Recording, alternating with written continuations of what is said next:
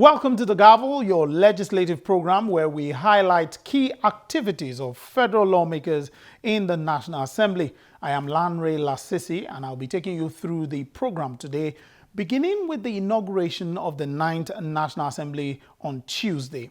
Now, in total, 463 federal lawmakers, of which 105 were senators and 358 were members of the House of Representatives, were all sworn in on Tuesday, the 11th of June, 2019.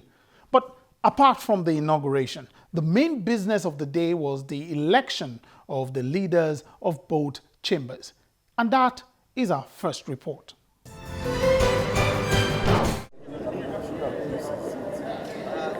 It was D-Day in the National Assembly on the 11th of June 2019.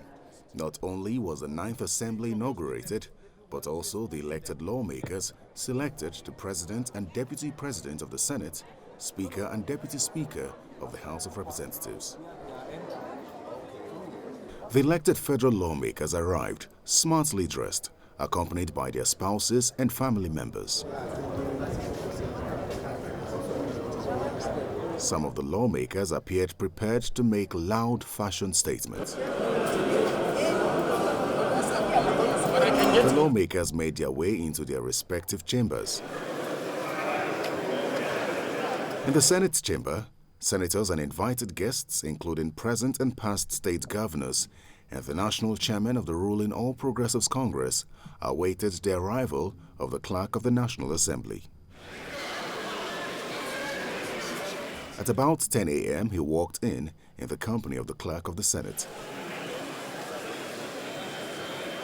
Then he read the proclamation of President Muhammadu Buhari opening the 9th Senate.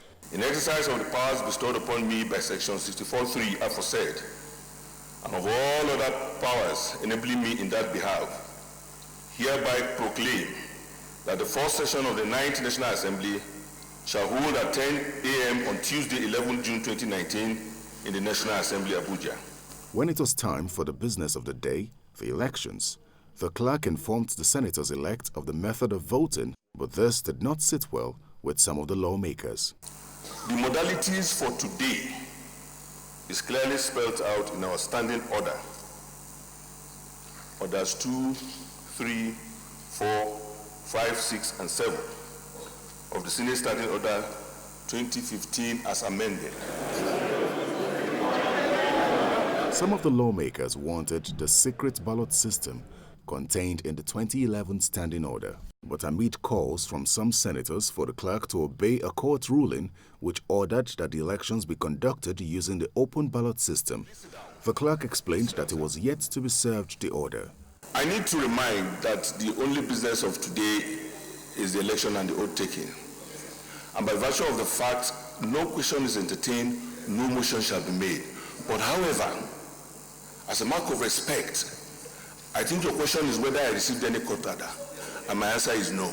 Having stood his ground, the clerk called for nomination, and two former majority leaders of the Senate from the majority All Progressives Congress were up against each other.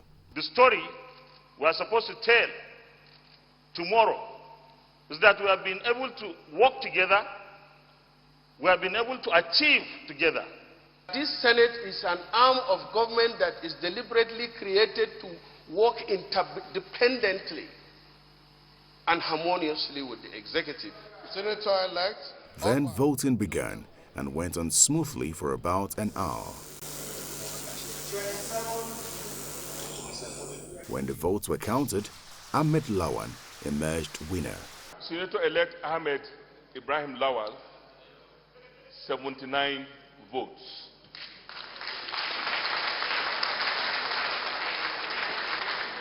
Senator-elect Mohammed Ali Ndume, 28 votes. He was congratulated by his opponent and colleagues, then presented himself to be sworn in. Distinguished senators-elect. The next election was that of the Deputy Senate President.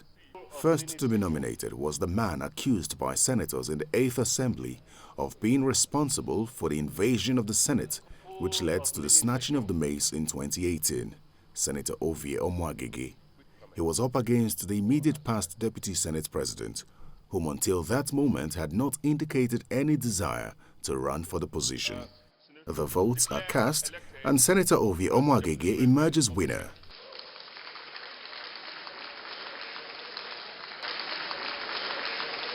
In his first speech as President of the Senate, Senator Ahmed Lawan had this to say.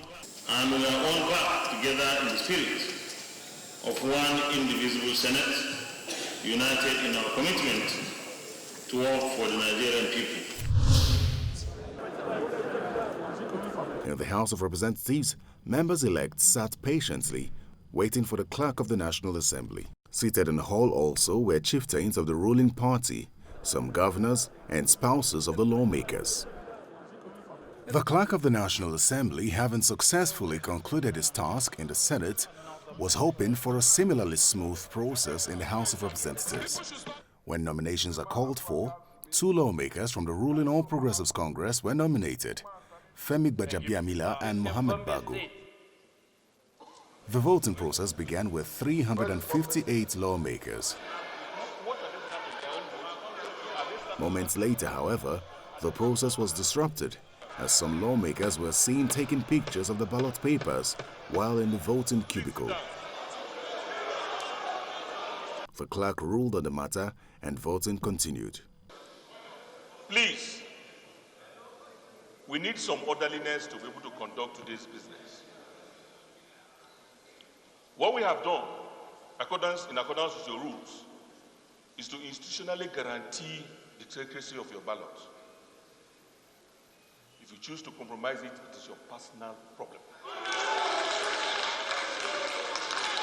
So, please, we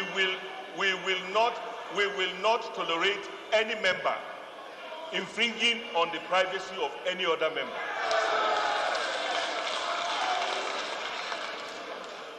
At the end of the election, votes were counted and results announced. Honorable Bago, 76 votes.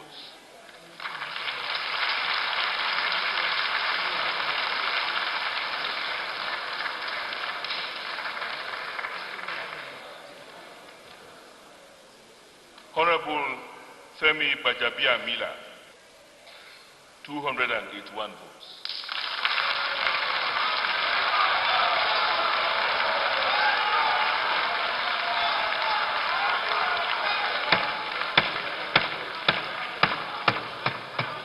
When it was time for the election of the Deputy Speaker, Ahmed Wase was the only one nominated.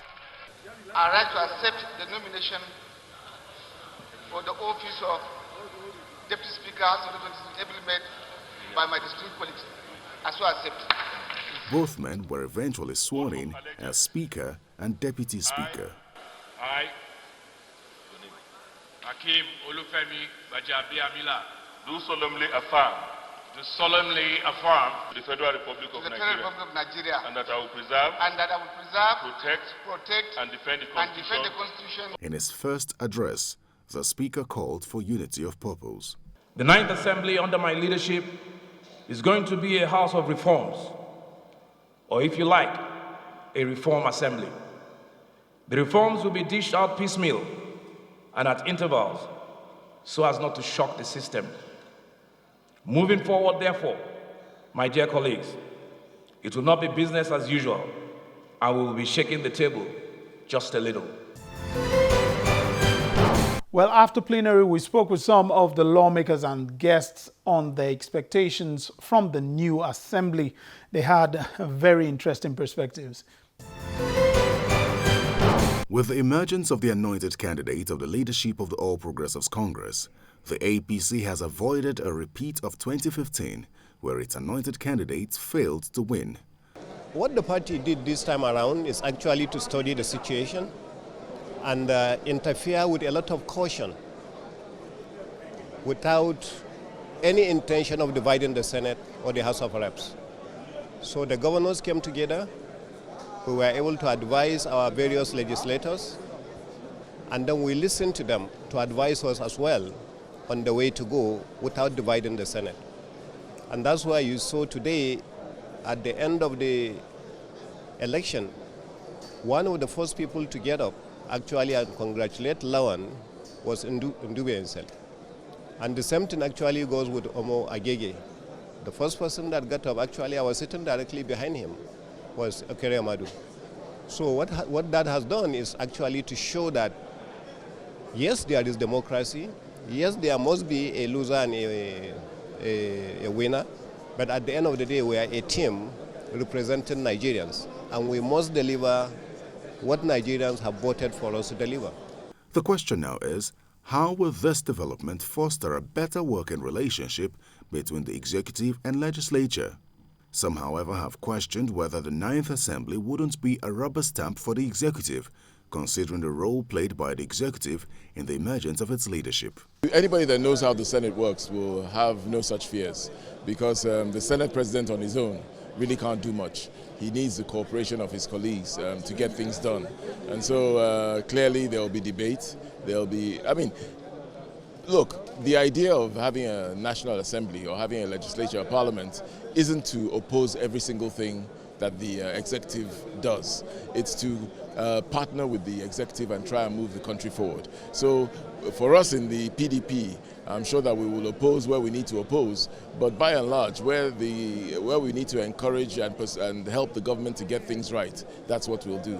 So I don't think the issue of rubber stamp really comes into play. The beauty of leadership in democracy is that everybody has a page in history as long as he remains in public service. And so if anybody freely offers himself to lead, especially a very vibrant Senate like ours, and he decides to be a rubber stamp, I do not believe that other members of the Senate will be a rubber stamp if the leadership chooses to be a rubber stamp.